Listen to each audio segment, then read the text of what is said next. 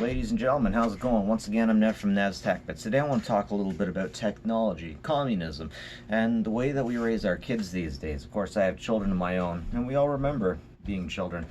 I bet a lot of us have fond memories of children running up and down the streets in a pack, in a gang, like the Sandlot. The Sandlot had its 25th anniversary a little while ago, and it really embodies the scene where neighborhood kids get together and just have some fun. They just do something, and they play some baseball. And I have had those experiences before as a child, and sometimes I worry that my children will not have these kinds of experiences. And I'm not saying every kid has these experiences.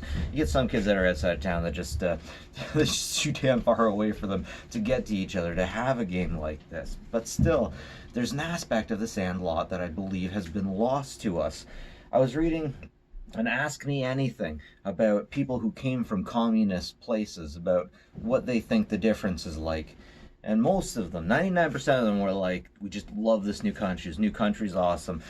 Communism didn't work because of this, that, and the other reason.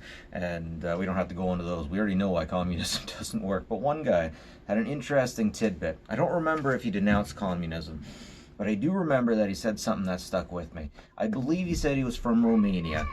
And while he was there, when he was a kid, he got together with all the neighborhood kids. And they went out and they had adventures. And they went out and they had fun. And he said he was 6 years old and he had his first pocket knife. Man, if I had a pocket knife at 6, my mom would flip. But there are places you can definitely get away with that.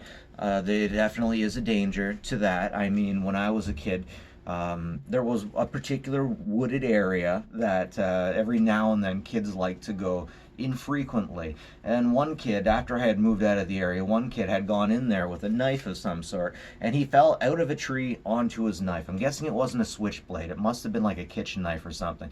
Unfortunately, he didn't make it. He bled out.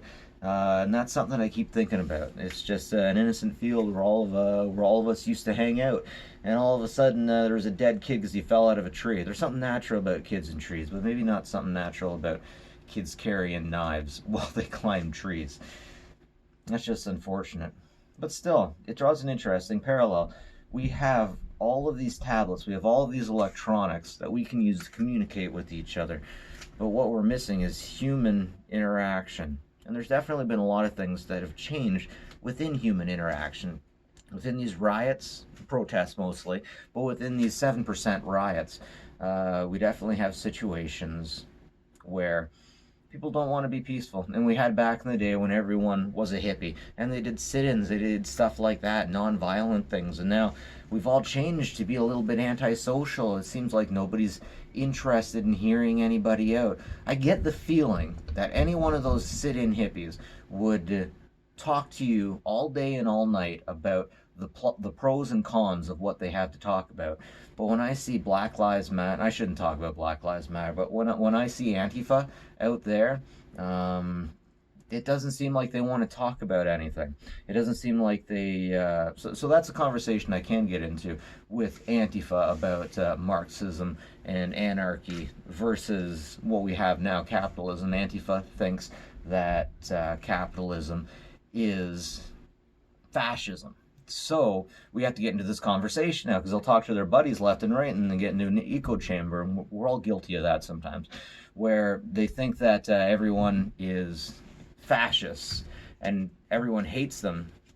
No, sorry, they are anti-fascists, and they think that everyone is fascist because they are capitalists and they won't engage you in a conversation.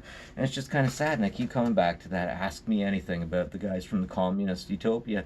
Their kids are lonesome. Their kids are very lonesome.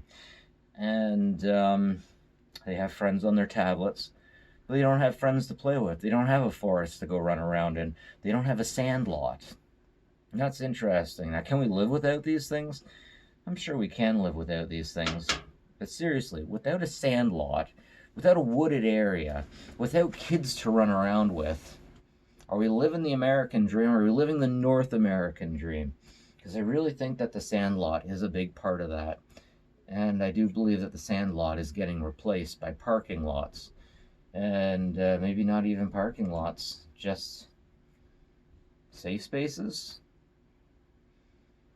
Wi-Fi zones, Everything has to change. So maybe the Sandlot is just a thing from the past. But as much as I love technology, there's just something natural about kids getting together in a gang, the neighborhood gang, and going out for adventures.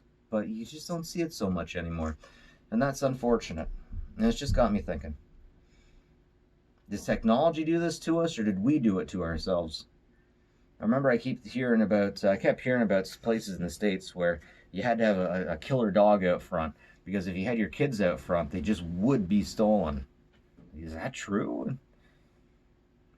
I don't know. I don't know. But I don't see the kids running around so much anymore, and I definitely hope that that changes. That's it for me, folks. Neff from Nest Tech, but have a good one.